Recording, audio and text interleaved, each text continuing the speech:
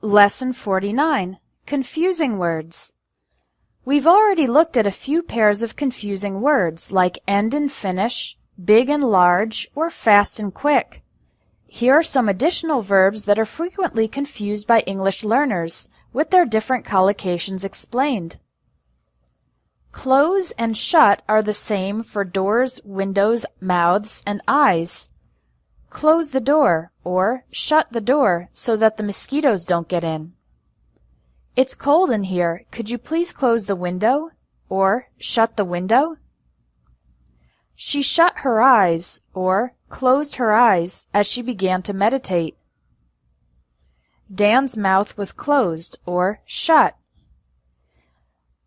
Note, the word shut can be used with the word that implies the action was noisy. She slammed the door shut.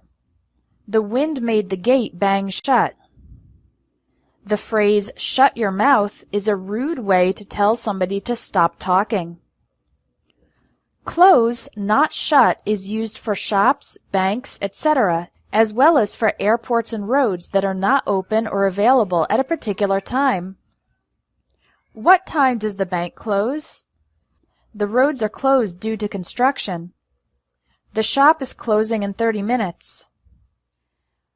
We use expressions with close to refer to the end of an event or process.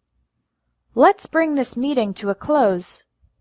It appears that the economic crisis is drawing to a close, or coming to a close. Messi scored a goal in the closing moments of the game. Gain, win, and earn. The word win means to be number one in a competition, or to receive an award.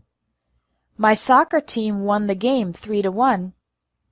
I want to win the lottery. John won a prize in the science competition.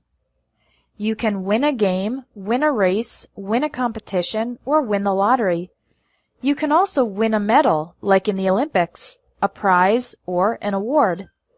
In conflicts, you can win an argument, win a battle, or win the war. The word earn means to get something in exchange for your work or effort.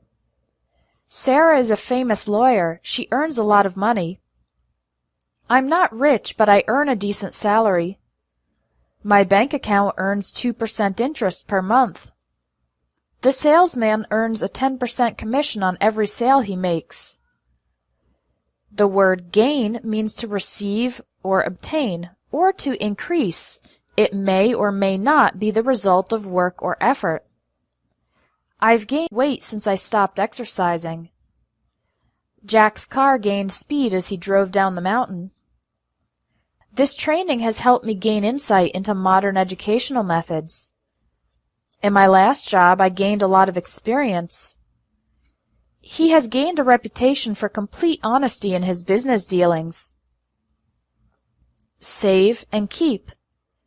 Save is used for conserving something. You can save energy, save time, or save space. It can also be used for rescuing, as in the expression save someone's life. The expression save money has two meanings.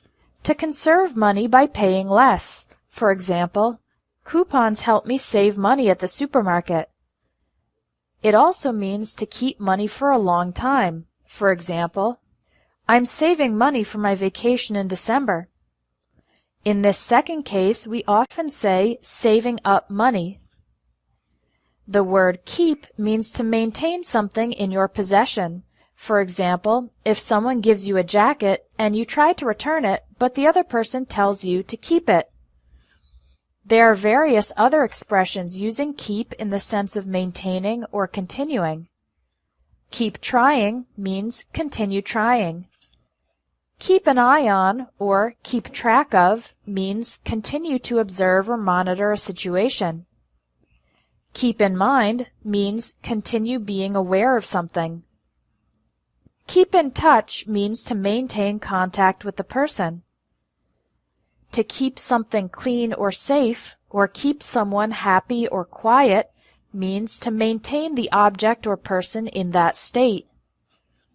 To keep a promise is to do the action that you promised to do, and to keep a secret means to maintain a secret hidden, not tell it to anybody.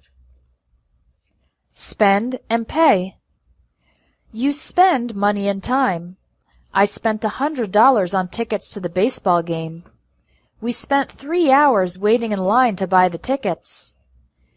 You can also spend a period of time, like the morning, afternoon, night, weekend, week, etc. I spent the weekend making repairs to the house.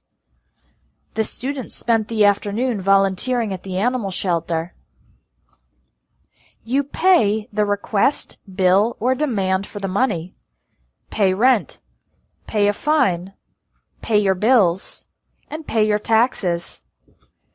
It's also possible to use pay with quantities of money, but we use a different preposition. I spent $100 on the tickets. I paid $100 for the tickets.